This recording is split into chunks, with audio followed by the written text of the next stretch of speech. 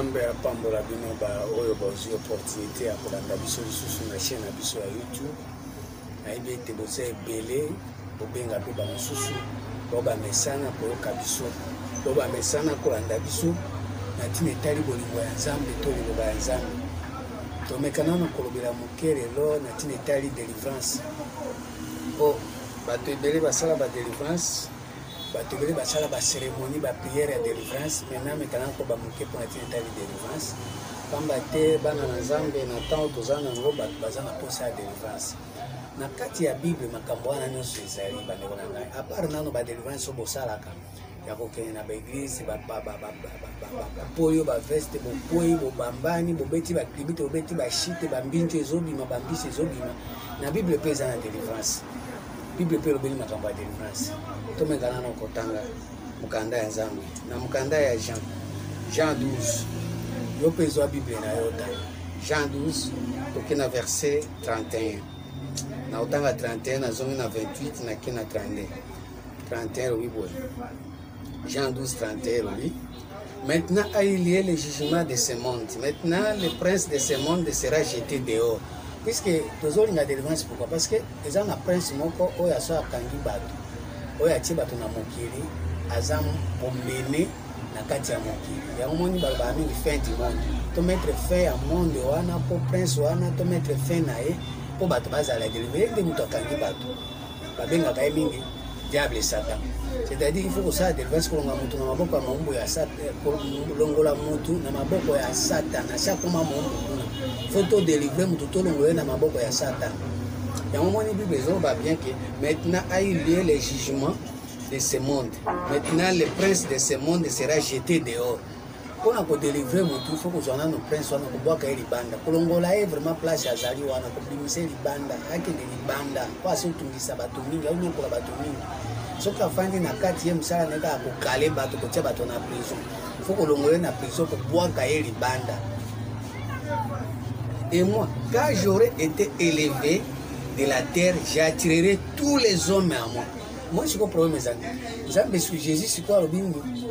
Yesu ko tanga kozala élevé bolongoli na mabele botomboli nde Yesu ko ya kosala nini akobenda bato nyonso baza na mabele abendi bango likolo baoyo ya ye nde ezopesa automatiquement bato bazalaki na bombu na se a délivrer bango amemi bango likolo balinga mikati na kolo. Délivrance ekosala na so mutu azalaki na se na terre na mabele bamemi na lola nde Jésus asali délivrance.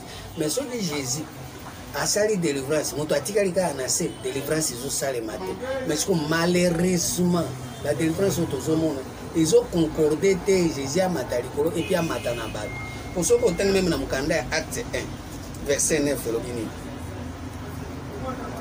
Après avoir dit cela, il fut élevé. Ye moko atombwami obi ntango nga na kozala élevé nde na kobenda baoyanga. Mais awa na acte 1 verset 9 alobi après avoir dit cela, il fut élevé pendant qu'il regardait, une nuée le déroba à leurs yeux.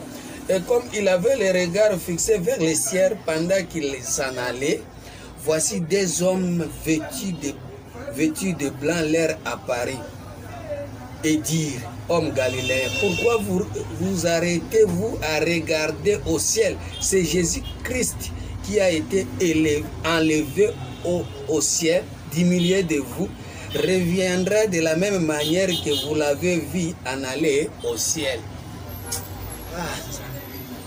Yesobi tango ya kozala élevé nde akwabenda boya bango batikali bazotala kaka ye moko azomata ndenge azomata wana nde ba deux anges balati lamba pe bayebise bino ndeni botelema botala ye boye Jésus wana bozalaki na ye nde amatili ko akozonga ka lolengwa po Jésus asalaki nini?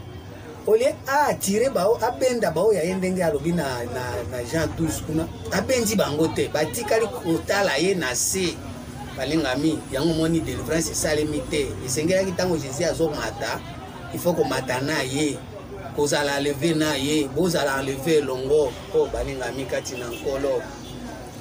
Colossiens 3 verset 2 tanga Bible na yo Colossiens 3 verset 2 robinini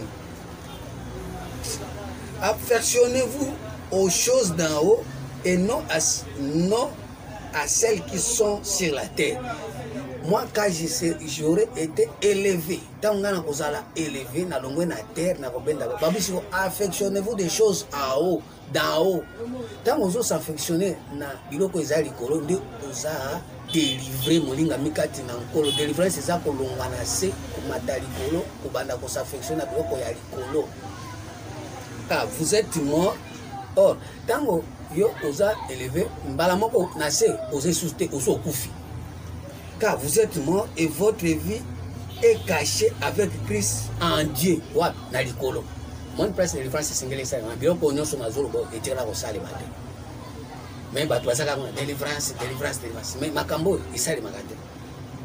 Quand Christ votre vie paraîtra, alors vous paraîtrez aussi avec lui dans la gloire parce que vous a délivré mon lingami. 1 Pierre 8. 1 Pierre 1, verset 8. 1 Pierre 1, verset 8. Et le béni. 1 Pierre 1, 8. Lui que vous aimez sans l'avoir vu. Jésus bozo linga bomo na été. Pourquoi bomo na été? Parce que vous a délivré. Et que vous croyez sans l'avoir et en qui vous croyez sans le voir encore. Vous réjouissez d'une joie ineffable et glorieuse parce que vous obteniez le salut de vos âmes pour prix de votre foi. Vous croyez que vous avez Jésus, vous vivez gloire, vous vivez seulement comme vous. Les apôtres qui ont prophétisé touchant la grâce qui vous a été réservée, ont fait de cette salut l'objet de leur recherche et de leur investigation. Vouloir sonder les époques et les circonstances manquées par l'Esprit de Christ qui était en eux et qui atteste d'avance les souffrances de Christ et la gloire dont elle serait suivie. Il leur fit révéler que ce n'est pas pour eux-mêmes, mais pour vous qui est les dispositaires de ces choses que vous ont annoncé. Maintenant, ceux qui vous ont prêché l'évangile par le Saint-Esprit envoyé du ciel et dans lequel les anges désiraient plonger les regards. Awa, ils en ont battu baleka.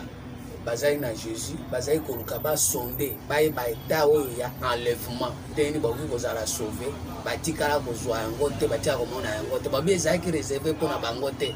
Eza pona biso ba oyo toza na 3e testament, to lingi to ko za na 3e testament, toza na 3e alliance, po ezala ki réservé pour na biso ba to ko za la ba dispensateur na biso to ko présenter yango.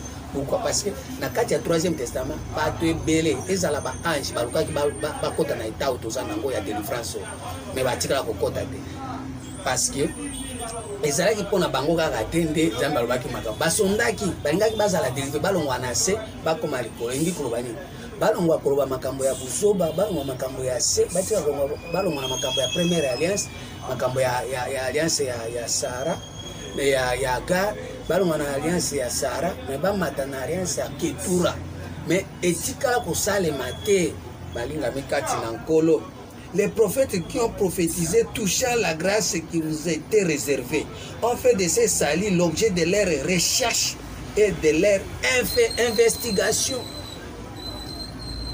Batanga Bible, batanga ba roman, bafungola ba dictionnaire, batanga ba brochure, bakoma mais batikali kokota na 3e alliance te, batikali ko vivre makambo tozolo bote ya kozala konetwama kolongwa na se komata likolo na Jésus elongo parce que Jésus amataki moko babi akozonga yemo kozonga ndenge na 3e alliance na 3e testament nde tozozongisa sikoyo ndenge kaka amataki wana ndenge pe akoya sikoyo turo akomata na bato ebele parce que tokoyelakisa bino lolenge nini bamataka lolenge nini banetwamaka na ciel na kanisi bibele bazolanda émission na biso bazocomprendre déjà que tozoba makambo ya solo oyo esengeli to hérité ciel totangi na mokanda ya Deutéronome 28 verset 12 à 13.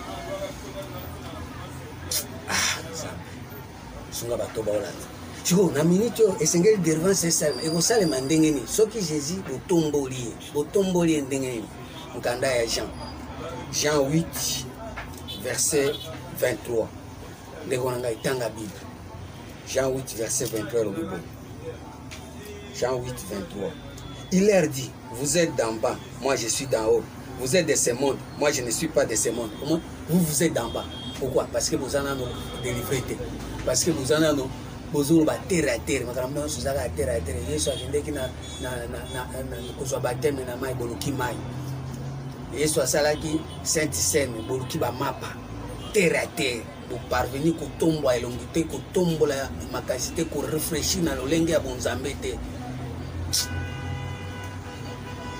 C'est pourquoi je vous l'ai dit que vous mourrez dans vos péchés car si vous ne croyez pas ce que je suis vous mourrez dans vos péchés. C'est-à-dire quoi? Bato bakokufa kaka wana na se bakozala délivré te.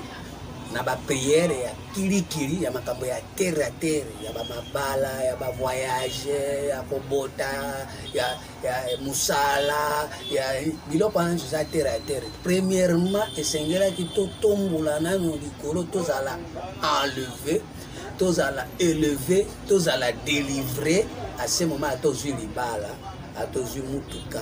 Atoboti mwana ozana relation na Jésus oyebi makambo ya Nzambe molimo na yebi Nzambe molimo na esepeli esusoli Nzambe melelo tala lolenge tozotambo kibudi yango wana ezosenga sikoyo tosalela toyoka tokota na makambo balinga mikati na nkolo Luc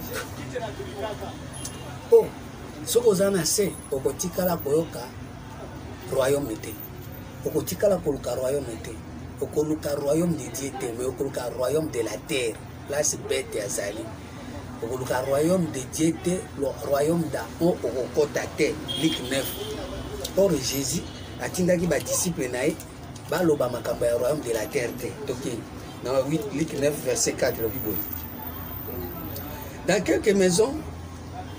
Bon, il les envoya prêcher les royaumes de Dieu et guérissait les malades. Mon prince Jésus a dit les royaumes de Dieu, Zambaza la cité, Zambaza terre à terre, Zambaza makamna bisote, Zambaza la likolo, Zambaza la makambo à likolo, makambo à dimension.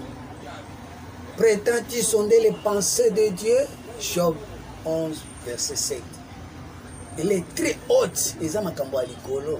Dans verset 4, dans quelques maisons que vous entriez, restez-y, et c'est là que vous partirez. Soyez beaucoup tinanda, ndavoni bomo yabatu. Soyez beaucoup tinanda, beaucoup tina bomo, net bomo nezanda bomobimba. Izana makambo kili. Singe totika la totika tote ananu yo royaume ya Nzambe. Totika kote yo royaume de la terre, royaume de la terre c'est-à-dire quoi? Pour la somme makambo za libanda na yo. Pour Jésus au Bible. Quand viendra le royaume de Dieu ne vient pas d'une manière à frapper les regards. Ça veut dire que le royaume de Dieu est au milieu de vous, au-dedans de toi. C'est pourquoi si vous avez enlevé, tout le monde a dit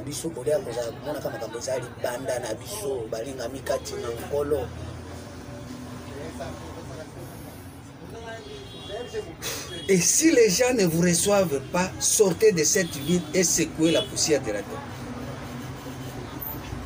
Secouez la poussière de vos pieds. En témoignage contre eux. C'est-à-dire, sur la tuba boy, koyambabino, botindi que la poussière, pour nani. Na minute où tous na posa ba base sur la poussière, te poussière ça la ganase. Mais tous na posa ba tuba matana, ba nettoiement, base à la enlever, base à la délivrer. C'est tout indiqué bino poussière, to ko bila bino makambo etali. Ya terre à terre, makambo na biso, makambo ya zoba, makambo monique moto azo sebe nango eza makambo terre à terre, eza makambo Nzambe te. Mais Jésus a biso ba boy ko yamba bino ko tindi ya poussière, on moni poussière etondi na église belé, ndeko yaka zamba kosa yaka na cérémonie na séminaire tozana nango comment faire les affaires avec Jésus. Poussière.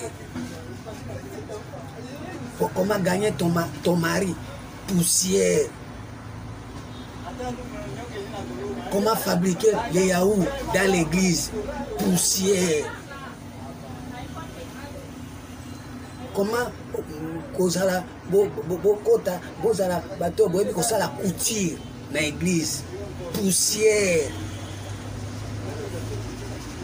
Église ya Nzambe sika koya kotumola molimo ebouger molimo bato bafungwa mayele ekomi sika koya kosala bilamba bali babekati na nkolo tosenga mawa ya Nzambe tobongola mitema tokota na kati ya bolimo ya Nzambe tomata likolo tofanda esika Jésus afandi likolo totanga mokanda ya Colossiens 3. Il partit et il allera village en village annonçant la bonne nouvelle et opéra partout des guérisons. C'est-à-dire ce qui est l'autre zoya na liloba ya royaume, c'est-à-dire tobikisa bobela kala bozaba malade banda kala. Ah Jésus songa esengeli guérison esali ma guérison elikate ezosali mande sikoyo po bato baza malade. Jean 5 qui est dans le premier verset. Jean 5 premier verset. Après cela, il y eut une fête des Juifs et Jésus monta à Jérusalem. Or, en Jérusalem, près de la porte des brebis, il y avait là une piscine qui s'appelait en hébreu Bethesda et qui a 5 portiques. Sous ces portiques étaient couchés un grand nombre de malades, des aveugles, des boiteux, des paralytiques qui attendaient le mouvement de l'eau. Na porte de Jérusalem, porte ya Jérusalem eza kuna te. Jérusalem moto azofungwa monoko afungwa baloba boye Jérusalem totangaki Jérusalem na Jérémie 6:8. Esika instruction ya Nzambe ezolinga epesama me bato baza désert soki afungoli monoko boye bamalade nde bazobima. Ça veut dire moto nyonso azalaki malade à travers elobeli na ye mpo balobi la vie et la mort sont au pouvoir de la langue. C'est lui quiconque en aime mangera le fruit. Ntango ozoloba boye malade nde ozobimisa. Si on apporte tant qu'on fungola boy malade ba paralytique makambo ya vie ezate makambo zo tambola normal ezate.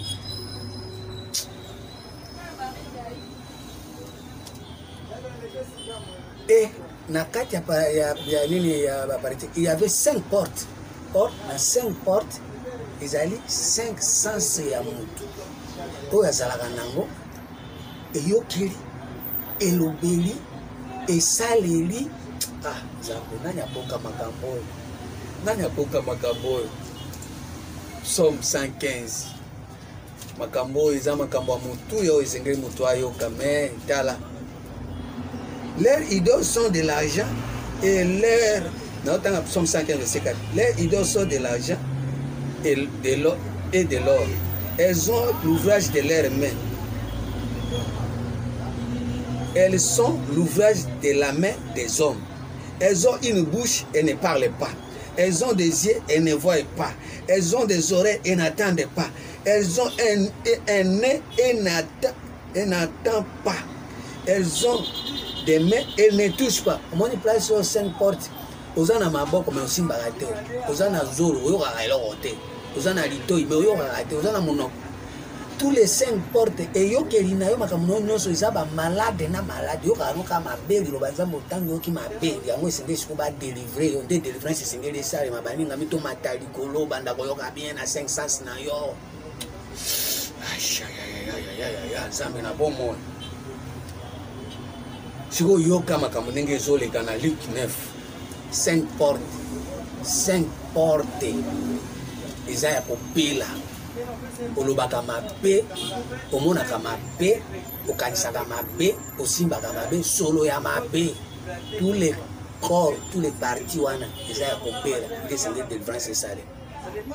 Tant que partie wana nyonso eza ya malade délivrance esalemi nanu te nde bamalade yango wana oyo bamalade na bino bobelaka malaria bokenda yango na église bokena mama emo bokena ngaliema baketraite bino mais oyo nde bamalade ya spiritualité esengeli babikisa bato badélivre bato. Lik 9 Nzambe sunga bato bazolanda sunga bato bazocomprendre. Dans verset 10, les apôtres étant de retour racontèrent à Jésus tout ce qu'il avait fait. Il leur prit avec lui et se retira à l'écart du côté d'une ville appelée Bethsaïda. Les foules l'ayant su, les suivirent, Jésus les accueillit et il leur parlait du royaume de Dieu. Il guérissait aussi ceux qui avaient besoin d'être guéris. Bafoule, ça veut dire aux gens bafoule, makambo ebele kiliki, makambo bafoule eza libanda na onte, bafoule eza kati na yo za makambo kilikili. Tiko bafoule wana baye pa ya Jésus bazolanda Jésus souvent bandi ko bikisa bango bato balingaki ko bika. Ça veut dire bato bazaki na posa babanda siko komona, bato balingaki baza na posa babanda siko koyoka, bato babanda siko kosimba ba 5 sens na bango ebika. Yango esengeli to ça nini délivrance. Les foules les suivirent, Jésus les recueillit et il leur parla du royaume de Dieu. Et les guérissait aussi ceux qui avaient besoin d'être guéris. Problème est que bato mingi bazala ba malade wana ya 500 na ba balinga ko bika te. Balinga pe ko kipe yango te, balinga pe ba bika te. Balinga lo biko te. On Nzambe. Nzambe sunga bato bazolanda. Oya comprendre loko ya zamutu ya mutu ya na kati ya bomo ina na vie ya Nzambe, na vie ya bon Nzambe. Nzambe na bomo ina so senga Nzambe sunga bato yo. La foule ayant suivi Jésus leur accueillit et il leur parlait du royaume de Dieu. Il guérit aussi ceux qui avaient besoin d'être guéris. Comme les jours commençaient à s'abaisser, les douze s'approchera et lui dirent, renvoie la foule afin qu'elle aille dans les villages et dans les campagnes des environs pour se loger et pour trouver des vivres, car nous sommes ici dans un lieu désert. Ce que Jésus a sali, tant ba foule baye, Jésus a sali tout. Na komona ka tango azobikisa ba malade ndenge totanga na Jérusalem que soko aucune instruction te za ba comme sur désert Jésus peut comme ça qui peut désert ça veut dire makambo nyonso ba mai nyonso bazaki na boyebi nyonso bazaki na bwana nyonso bazaki na makambo nyonso bazaki na Jésus akausi yango nde malade banji kobika wana nde délivrance banji osale oh ngai na saboye ngai na sala boye na saboye biloko anyo futo comme désert comme désert bisika oyebi eloko te totanga ki mukanda ya Jérémie 6 verset 8. Jérusalem yoka instruction soko boinza comme sur désert nzamba comme ça ba désert nani oh natanga ngana pasteur ngana bishop ngana monseigneur ngana boy nzamba comme sur désert yebi eloko te bisika bikaoki mai ezate osala la destin na ote. Jésus leur dit, donnez-leur vous-même à manger, mais il répondit, nous n'avons que 5 pains. Au moins 5 pains. Et ça lit par la binote. 5 pains, ça va 100 5 sens. Et 2 poissons, à moins que nous n'allions nous-mêmes acheter des vivres pour tous ces peuples. Tous ça a 5 pains et 2 poissons. Or, poisson est à la main. N'est-ce pas poisson est à la main? Jésus a dit que mbisi est à la main. Or, mbisi, ce que est à la main, est pas un zam. Zam est otoyo, abimisa la mbisi. Na kati nango, ba pièce même au futa pako. Ya César ebi makanakati nzamba ebi ndeni Jonas akota na libumu ya mbisi tango akosanza Jonas osala makambo nzamba atindaki or mbisi eza eloko nzambe ye moko azala na susi mutu nyonso soka sosoli mbisi yango monaka abimisaki bambisi Pierre abi na zuti kopeshe butu mobimba tozwi eloko te mais Jésus abi bwaka file na côté à droite mais tango apeshaki azwaki grand poisson yo Yesu siko mbisi Jésus apesi bango ezalaki nde mbisi ya mbisi te meza mbisi mbisi sikonde nini bokoyoka pe bokoyeba. Il y avait environ 5000 hommes. Moi, je chiffre les autres, ils ont 5. Ils ont 5000 hommes, ils ont 5, ils ont 500 sabbats. 5000. Or, il y avait environ 5000 hommes. Jésus dit à ses disciples, faites-les asseoir par rangée de 50. Alors, chiffre, les autres, ils ont chiffre à 5. Ça veut dire 500 sabbats. Photo fan de Sabino, tout bande de Sabino. Yo, à partir de là, aux ans dans le toit, fan de Sabino. Yo, aux ana misu, au monde raté. Yo, aux ana maboko, mais aussi mbaraté. Fandi ça bango na se, kiti ça bango na terre, comme ça bango terre à terre. La qui ça bango pas comme un désert, des places miracles, ça miracle. Ils firent ainsi, ils leur firent tous asseoir. À kiti si bango na se, à la qui bango boye bien leur côté, boyo karaté, bolo bakaté, na 5 portiques na bino, ils aba malade na ba malade. place de délivrance ezosalema nde babalade ezosila awa ntango afandisi bango na tala isa bango babi ya solo zoka nde biso tokanisi tolobaka makambo ya nzambe zoka nde tolobaka na biso te tokanisi toyokaka makambo ya nzambe zoka nde toyokaka te tosimbaka makambo ya nzambe zoka nde tosimbaka te na zolo na biso nani tokanisa na narine na biso toza na souffle zoka nde toza na souffle te yesu ofandisi biso na se boye bofanda. Jésus prit les pains, Jésus prit les 5 pains et les 2 poissons et leva les yeux vers le ciel et les bénit, puis il les rompit et les donna aux disciples afin qu'ils les distribuent à la foule. Aux gens la foule belé, oyokaka foule, mongonga foule, olobaka na ba foule, osimbaka ba foule. Bango ndo ndimelaka bango siko Jésus asali miracle ya mapa azwi lipa apesiona 2 poissons eza ba solution ya esprit ya nzambe to ezali na intelligence na sagesse ya nzambe eza ba poisson eza ba solution nzambe apesaka so apesi intelligence na sagesse eza déjà poisson mobile leona ngai so poisson asanzi yo okesa msala nzambe so za intelligence na sagesse osa volonté ya nzambe mpe bamalade ekosila wana ekopesa yo délivrance ya kosakana te nzambe asoka moto azoyoka ngai. Toute mangèrent et firent rassasier et on apporta 12 paniers pleins de morceaux qui restaient. 12 paniers. 1 plus 2. Ils ont 12, ils ont 3. Balinga mikati na kolo chiffre. Nzambe nanga nzambe aboneli. Nzambe molimo kamba bano yo. Nzambe molimo kamba bano yo. Bana bayoka. Nzambe molimo kamba milimo. Fungola lola bayo. Un jour, Jésus priait à l'écart. Bon, tout mangèrent et firent rassasier et on l'apporta 12 paniers pleins de morceaux qui restaient. 12 paniers. Chiffre 1, nasina lobi, nazolo bango, na chiffre 2, les intelligence, na sagesse, na un esprit, bazui yango, et comme plein, batondi na kati na boanya, maele nzambe, intelligence, na sagesse. Pour mapa, on appelle ça la solution. Jésus sur la fondation na mapa, apesio lipa na e. Au Bible, il y a un Ecclésiaste 11, premier verset. Jette ton pain dans la surface des eaux, avec le temps tu le trouveras. Lipa, yemoko Jésus, lipa. Okoli aye, oko retrouver ma pawana ya solo, na yoka kilo banzambe, otundi be plein na bonzambe. Oh, nzambe asunga yo, moninga mikati na nkolo. Luc 24, verset 25.